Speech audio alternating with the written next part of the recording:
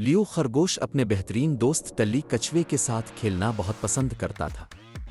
ہر دن وہ گھاس کے میدان میں ایک بلند پتوں والے درخت کے نیچے کھیلتے تھے۔ ایک دن ٹلی نے لیو کو ایک کہانی سنائی۔ ہر خزاں میں درخت اپنے پتے گرا دیتا ہے، لیکن بہار میں نئے پتے پھر سے اگاتے ہیں جیسے کوئی جادو ہو۔ اگلے دن ٹلی تھوڑا سست چل رہا تھا۔ لیو نے پوچھا، ٹھیک ہو ٹلی؟ ٹلی مسکرا کر بیزار انداز میں بولا، میں بس تھوڑا تھکا ہوا ہوں لیو۔ ٹلی نے لیو کو ایک چمکتا ہوا لال پتا دیا۔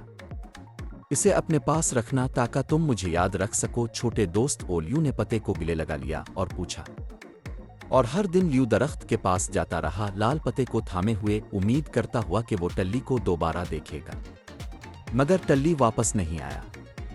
جب خزاں آئی تو درخت نے اپنے پتے گرا دیے۔ لیو درخت کے نیچے بیٹھا اپنے لال پتے کو پاس رکھے ہوئے اپنے دوست کو یاد کرتے ہوئے۔ پھر بہار آئی اور نئے پتے اگائے۔ لیو نے اوپر دیکھا، تھوڑا خوش محسوس کرتے ہوئے جیسے ٹلی اوپر سے دیکھ رہا ہو۔ لیو نے درخت کے نیچے ایک لال پتا رکھا اور بیزار انداز میں کہا، شکریہ ٹلی۔ اور جیسے ہی وہ چلا، سورج غروب ہو گیا اور آسمان کو گرم رنگوں سے بھر دیا۔